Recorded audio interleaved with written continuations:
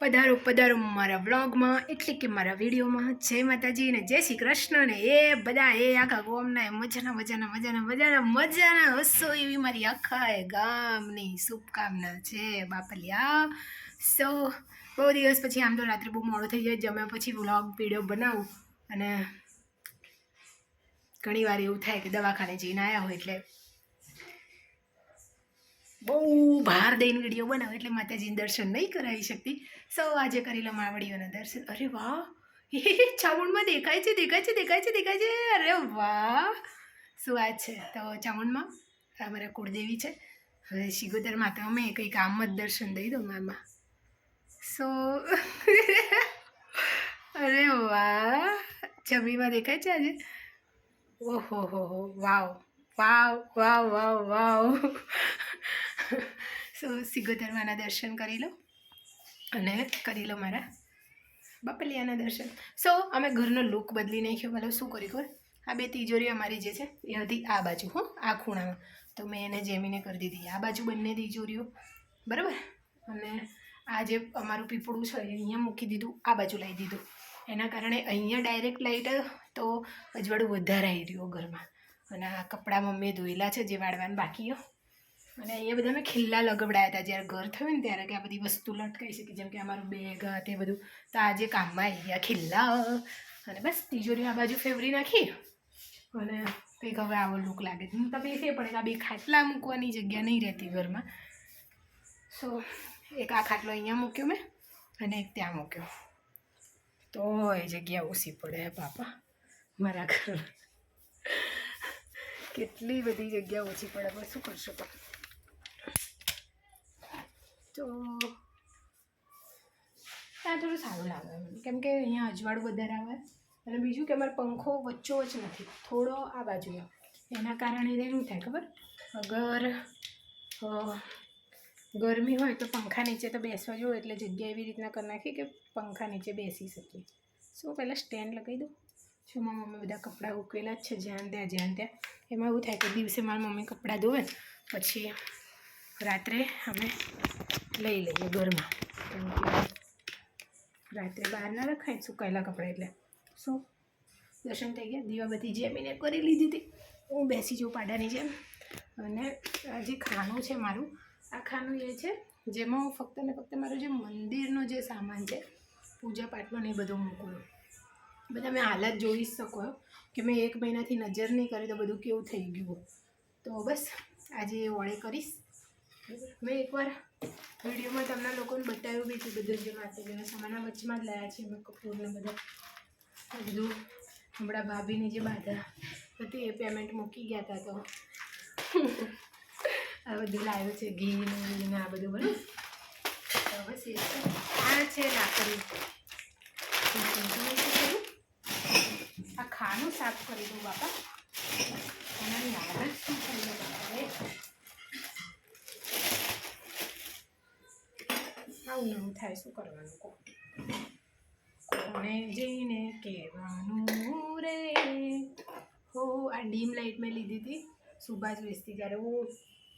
હું સાયકલિંગ કરતી હતી ને, તો એક દિવસ હું સાયકલ લઈને રિવરફ્રન્ટ તરફ ગઈ હતી, તો ત્યાં મળતા હતા સમથિંગ 50 એટલા રૂપિયાનું આવે તો કદાચ, પણ બહુ મસ્ત છોડવાનું આવે. તો એ મેં લીધું હતું ત્યારે મને ગમ્યું. તો કાચના ગ્લાસ મેં અહીંયા મૂક્યા હતા, એટલા માટે મૂક્યા હતા ત્યાં રસોડામાં ફૂટી ના જાય હાથે.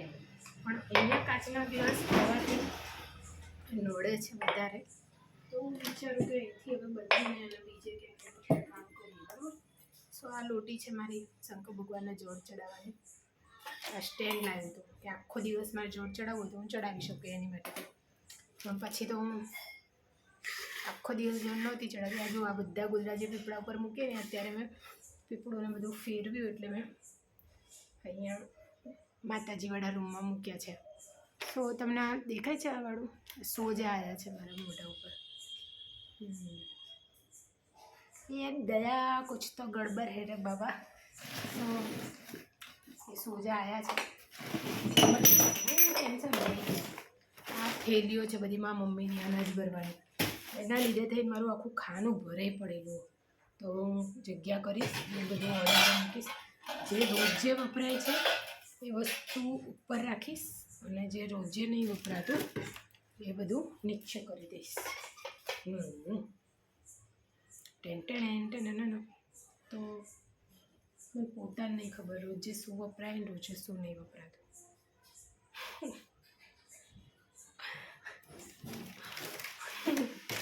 મેરા ખિસક ગયેલા હે રે બાબા. આ જો આ ઓનલાઈન મંગાવ્યા હતા મેં કાંઈ અડધો પૈસા આપીને રસોડું સાફ કરવા માટે, અને મારી મમ્મીને આનાથી રસોડું ગેસ સાફ કરતા નહીં ફાવતું. હા મમ્મી આનાથી ગેસ સાફ કરાય. એ બેની હાલત જે થઈ ને એ ભગવાન. તો આ હવે કાલે મંદિર સાફ કરીશ. આ નવું એક હજુ પડી છે ત્યાં મદદરૂપી લઈ લેશું એને. બરાબર.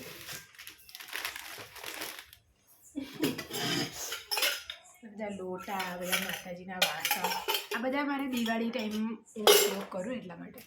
આ વાળું જે કપૂર છે આ આપ્યું તો નિમેશીએ મને.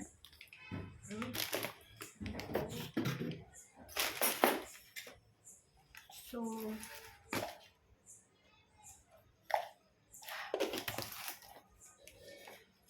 બાકી તો એક્સપાયર્ડ છે એ કપૂર, કેમ કે એની સુગંધ નહીં આવતી. બાકી હું મમ્મી તું ઊભી હોય તો પેલું ઝાપટીયું આપી દે ને મને. આ ઝાપટીયું મેં કપડા ઉપર મૂક્યું આપને, કારણ કે હું હવે ઊભી થઈશ તો આ બધો સામાન મારે ખોડા મૂકી દીધો મેં.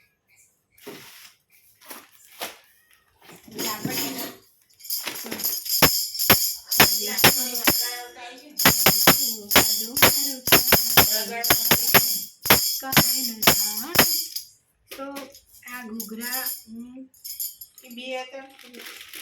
હા બીજું ચાંજુ મમ્મી. અરે મમ્મી એ તો ભલે જ હતા રે, પણ બીજો આવા 4 હતા. તો એકવાર અમારા ઘરે બહુચરમાનો ગરબો રાખ્યો હતો, જે મંડળીવાળા આવ્યા હતા, મતલબ હસમુખભાઈને, તો 2 એમાં જતા રહ્યા. સારું ભક્તિભાવમાં એ કામમાં આવશે ને. આ 2 છે, પણ એક બૈલાને રમવા માટે આપ્યો તો હમણાં આવ્યો હતો ને મારો ફઈનો ઢીંગલો નાનો, તો એ હવે પડ્યો છે ત્યાં. અને આ છે મંદિરા બી છે.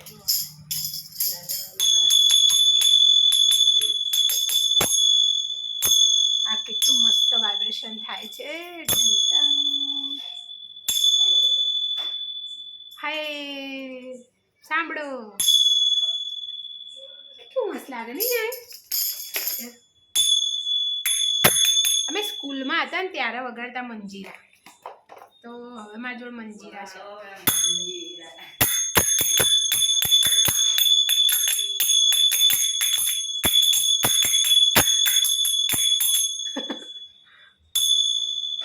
વાવ યાર, મતલબ એટલું આમને એવું મસ્ત લાગેલું ને મગજમાં. યાર આ તો બહુ કામની વસ્તુ, આ ચાલુ કરવું પડશે. જેમી બીજું ખંજરી ગોતી નાખો. દાદીએ કીધું ક્યાંક પડી, આપી દે. ખબર નહીં ગોતી નાખ. આ ઘર બીજા કોઈનું નહીં.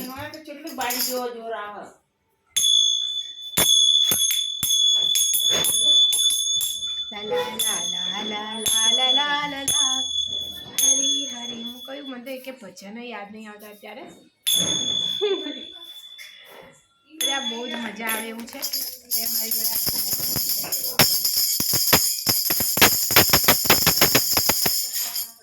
આ બધું કંઈક પર્પસથી બધું ભેગું કર્યું હતું મેં. અને આ ખંજરીઓ 2 પડ્યું હતું ગામડે. હું લાવી હતી 2 વર્ષ પહેલાં અહીંયા. જે પર્પસથી લાવી હતી એ પ્રમાણે એનું તો કંઈ થયું નહીં જે મારી ઈચ્છા હતી એવું. મારું પોતાનું ભજન મંડળ કરવાની બહુ ઈચ્છા જે મારી હતી, હજુ પૂરી નહીં, પણ બહુ જલ્દી થશે.